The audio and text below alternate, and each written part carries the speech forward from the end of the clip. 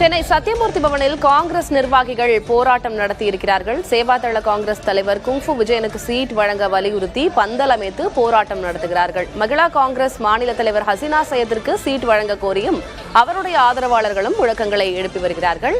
சென்னை சத்தியமூர்த்தி பவனில் காங்கிரஸ் நிர்வாகிகள் போராட்டத்தில் ஈடுபட்டதால் பரபரப்பு ஏற்பட்டிருக்கிறது. சேவாதள காங்கிரஸ் மற்றும் மகிழா காங்கிரஸ் கட்சியினர் தனித்தனியாக போராட்டத்தில் ஈடுபட்டிருக்கிறார்கள். கூடுதல் விவரங்களை வழங்குவதற்காக செய்தியாளர் முருகேசன் இணைந்திருக்கிறார். முருகேசன், இன்னும் கேண்டிடேட் லிஸ்ட் வெளியாகல, இப்போ திடீர்னு போராட்டத்தில் குதித்திருக்கிறார்கள் காங்கிரஸ் நிர்வாகிகள். சத்தியமூர்த்தி பவன்ல என்ன சூழல்?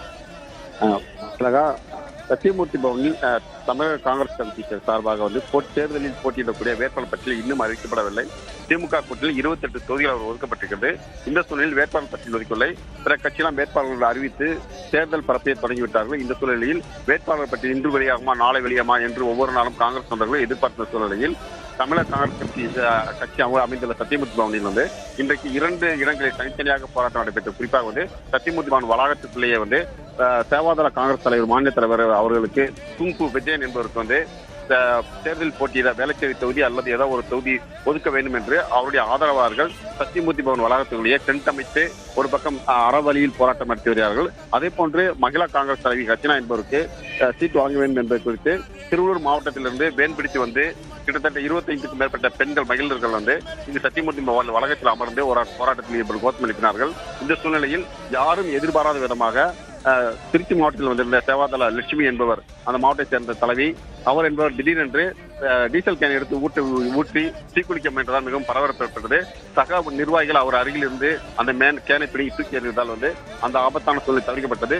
இருப்பினும் இந்த சூழ்நிலையில் சத்தியமூர்த்தி பவனில் இருந்த மாநில நிர்வாகி ஒருவர் அவர்கள் பேச்சுவார்த்தை நடத்தி தற்போது வரைக்கும் வேட்பாளர் பட்டியல் அறிவிக்கலை, நீங்கள் யாரும் எந்தவித போராட்டம் பண்ண வேண்டாம் என்று அவரை சமாதானப்படுத்தி அனுப்பி வைத்துள்ளார். சிலகா, இன்னும் வேட்பாளர் பட்டியலே வெளியாகவில்லை. அதற்குள் இவர்கள் போராட்டத்தில் ஈடுபட என்ன காரணம்? இவர்கள் தான் இருக்க போகிறார்கள் இந்த வேட்பாளர் பட்டியல்ல அப்படின்றது அவர்களுக்கு முன்னாடியே தெரிந்து விட்டதா? எப்படி சமாதானம் செய்து அழைத்து சென்றார்கள் அவர்களை? வழக்கமாக காங்கிரஸ் கட்சியை பொறுத்தவரைக்கும் ஒவ்வொரு முறை தேர்தல் காலத்தில் இது போன்று போராட்டங்கள், தொகுதி கேட்டு பிரச்சனை இருப்பதும், அதே போன்று தொகுதி ஒதுக்கப்பட்ட பின்பு வேட்பாளர் தங்களை தான் அறிவிக்க வேண்டும் என்று தங்களுடைய ஆதரவை அழைத்து போராட்டம் நடத்துவதும் வாடிக்கையான ஒரு விஷயம்தான். தற்போது பொறுத்த வரைக்கும் கடந்த சட்டமன்ற தேர்தல் 25 தொகுதிகள் பெறப்பட்ட நிலையில் இந்த முறை 28 தொகுதிகள் பெறப்பட்டுள்ளது. எனவே ஏற்கனவே பெறப்பட்ட 25 தொகுதிகள் வேட்பாளர்கள் நாங்கள் தான் என்று அவர்கள் கூறிக்கொண்டாலும் மீதமுள்ள 3 தொகுதிகள் தான் புது வேட்பாளர் நியமிப்பார்கள் என்ற ஒரு யூகத்தின் அடிப்படையில் பல்வேறு நிர்வாகிகள் தங்களுக்கு தொகுதி கிடைக்காத என்ற அடிப்படையில் ஒரு பக்கம் போராட்டம் ஏற்படுவார்கள். மற்றொரு புறம் நேரடியாக டெல்லிக்கு, அதாவது ஒவ்வொரு தொகுதிக்கும் மாநில காங்கிரஸ் சார்பில் 3 பெயர் கொண்ட பட்டியல் தயாரித்து வேட்பாளர் பெயர் பட்டியல் தயாரித்து டெல்லிக்கு அனுப்பியிருக்கிறார்கள். அங்கு தேசிய அளவில் உள்ள நிர்வாகிகள் அந்த பார்லிமெண்ட் கமிட்டி நிர்வாகிகள் உறுப்பினர், அதாவது வேட்பாளர் யார் என்பதை முடிவு செய்ய காத்திருக்கிறார்கள். இன்னும் அதற்கான கூட்டம் கூட இன்றைய வரைக்கும் தொடங்கவில்லை. இந்த சூழலில் தான் ஒவ்வொருவரும் தங்களுக்கு சீட் வேண்டும் என்று டெல்லியில் பலர் முகாமிட்டிருந்தாலும் சீட்டு கிடைக்காமல் பலர் இங்கு போராட்டம் நடத்துகிறார்கள்.